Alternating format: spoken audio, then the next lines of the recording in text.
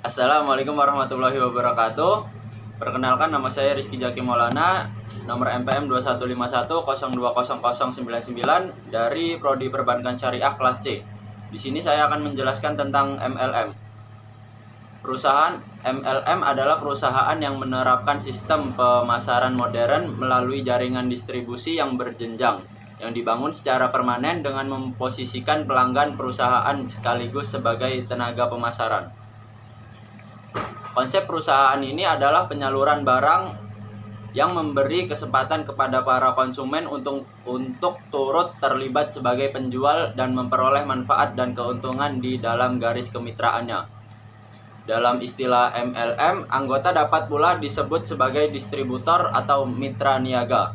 Jika mitra niaga mengajak orang lain untuk menjadi anggota pula, sehingga jaringan pelanggan atau pasar semakin besar. Itu artinya mitra niaga telah berjasa mengangkat omset perusahaan. Atas dasar itulah kemudian perusahaan berterima kasih dengan bentuk memberi sebagian keuntungannya kepada mitra niaga yang berjasa dalam bentuk insentif berupa bonus, baik bonus bulanan, tahunan, ataupun bonus-bonus lainnya.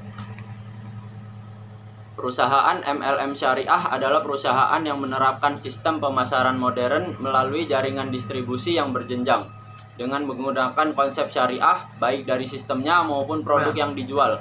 Pada dasarnya MLM syariah merupakan konsep jual beli yang berkembang dengan berbagai macam variasinya. Perkembangan jual beli dan variasinya ini tentu saja menuntut kehati-hatian agar tidak bersentuhan dengan hal-hal yang diharamkan oleh syariah. Misalnya riba dan gharar. Landasannya adalah terdapat pada surat Al-Baqarah ayat 275, Al-Baqarah ayat 282, dan An-Nisa ayat 29.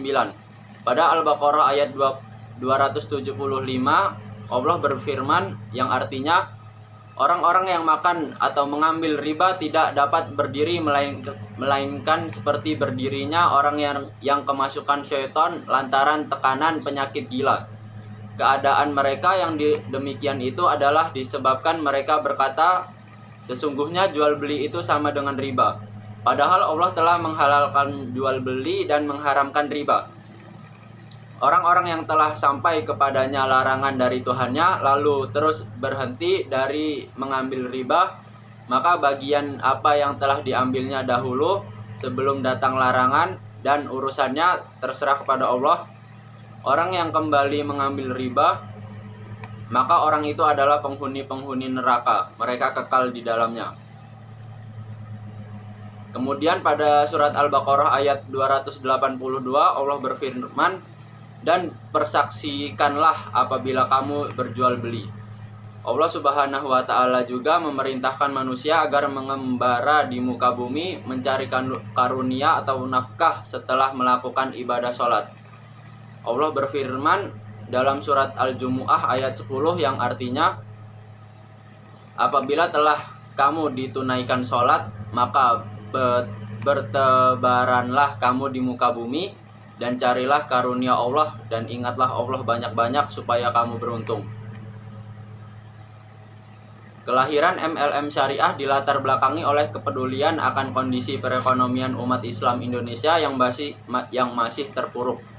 Umat Islam yang menjadi mayoritas di negeri ini harus menggunakan kekuatan jaringan agar pemberdayaan potensi bisnis umat Islam Indonesia bisa diwujudkan.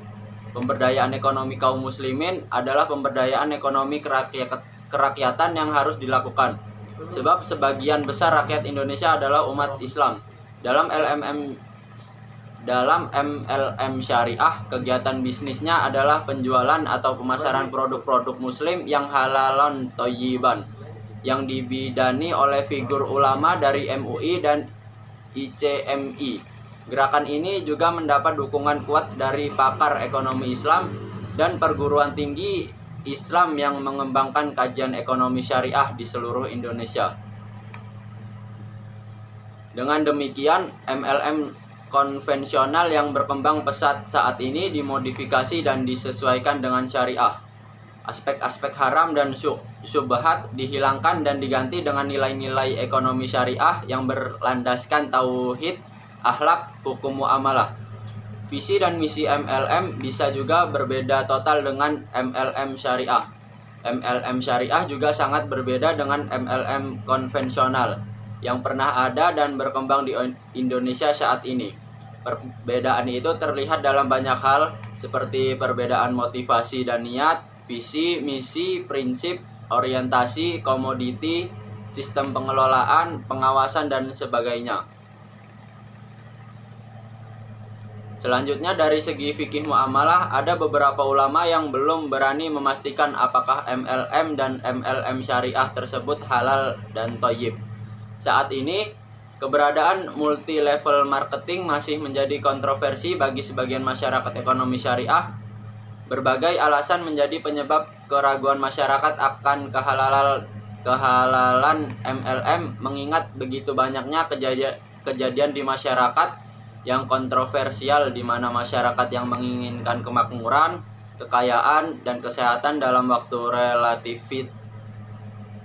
relatif singkat, dan juga terdapat beberapa kejadian-kejadian yang menarik dan mengejutkan mengenai keberadaan MLM syariah ini. Mungkin itu saja yang dapat saya sampaikan. Kurang lebihnya saya mohon maaf, kepada Allah saya mohon ampun. Wassalamualaikum warahmatullahi wabarakatuh.